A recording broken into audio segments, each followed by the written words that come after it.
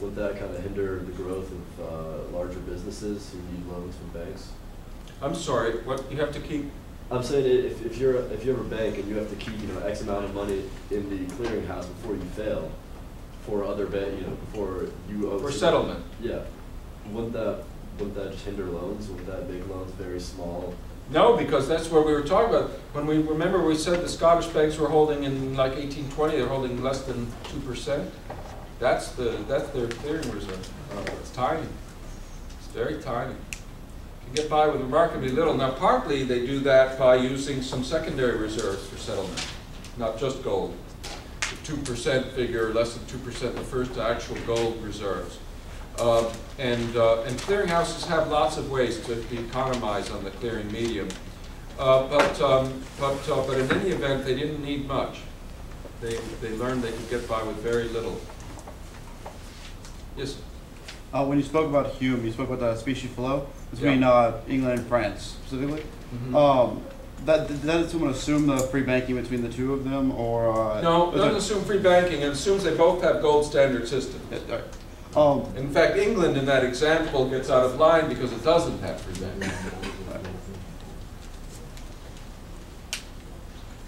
France didn't have free banking either, but I assume that the Bank of France wasn't up to the same expansion that the Bank of England was. Would there be any concern to say the United States converted to a free banking system and we're the only country that did so, like the only kid in the sandbox? What would the effects on the rest of the global economy be in that regard? To watch us grow faster. Now, I don't want to belittle the point of the politics of central banking. And yes, central banks do serve the needs of states. They prop them up, they help them fight wars. This is all true.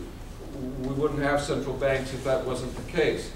But we have to be very careful and understand that although that makes it easier for states to engage in certain activities, it doesn't mean they couldn't engage in the same activities without central banks. They would just have to pay for them in a more explicit manner through taxation and otherwise. And I think most of the time, the activities that are really considered essential, you can raise taxes for them if you have to, or sell bonds. You don't need to lean on central banks unless it's to do something that the people just don't want you to do. How do you calculate taxes if you don't have a common currency? But you do. So free banking has nothing to do with not having a common currency. Every Scottish banknote was denominated in pounds. Small values were shillings and pence. There was a common currency unit and an underlying common money, which was gold money itself. Gold was the standard in Scotland. Free banking doesn't mean that every bank is operating its own monetary standard. It just means they're all issuing independent IOUs, but in a common standard money. So they're all valued. Yes, if the system is well developed with branch banking and clearinghouses, they're all valued the same. Much as your debit card gives you the same amount of money if you use it in one machine as you do in another line for commissions. It's dollars all around. Your bank deposits are all common, are all in this common currency that's the dollar today. Bank notes in Scotland were all in the common currency that was the pound back then. Yes? Dr. Selgin, what was China's economy like before the single whip reform? Before which reform? The single whip reform. Single whip reform, where taxes were all required to be paid under one currency, and it. Oh, you got me. I never heard of the whip reform. It's after my time in China. Okay. That's something. I haven't been reading about that. I'll take your word for it. Perhaps it but would be a good. This was a recent reform. No, sir. It was during before the Ming Dynasty. Oh, okay. So all right. It might be a good example in comparison. Yeah. All right.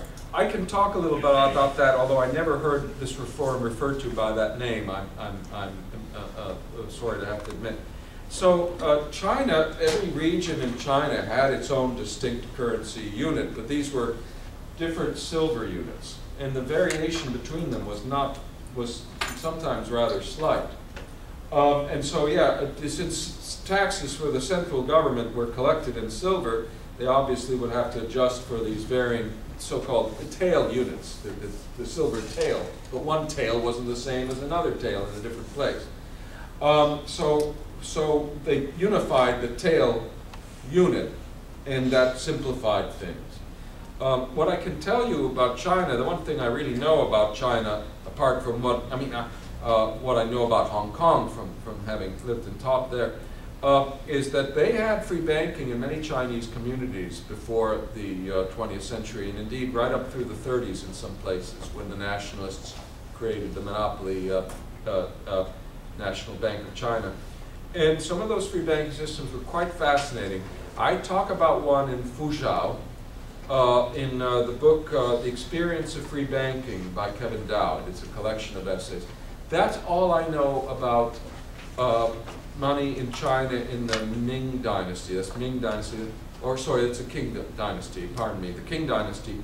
That's all I know is in that essay, and I have forgotten almost all of it. Because I wrote that a long, long time ago. Yes? You talked about how in Scotland there were occasionally like runs on banks, and you said that they weren't, that serious, but was there ever speculation on certain banknotes and people not willing to accept them because they thought like a bank couldn't make good on a particular note? There was actually no public run on any Scottish bank. Obviously the Air Bank failed. But the runs I mentioned were early in the history of Scottish banking. They were actually not runs in the normal sense of the term. They were raids on new Scottish banks by the established banks trying to put them out of business by confronting them with a bunch of their notes all at once. These raids proved unsuccessful, in part because some of the banks responded by putting so-called optional clauses on their notes and said, we have the right to suspend temporarily and pay the holder interest if we feel like it, basically, under these terms. And that put a stop to the raids, because they were only invoked to stop those raids, and then the raids stopped. Yeah. Runs were very rare otherwise. Yes? Unfortunately, we reached the time limit. We have to wrap it up. If you have any questions, I'm sure Dr. Selgin will be here for a couple of minutes still. But thank you everyone for coming, and thank you, Dr. Selgin.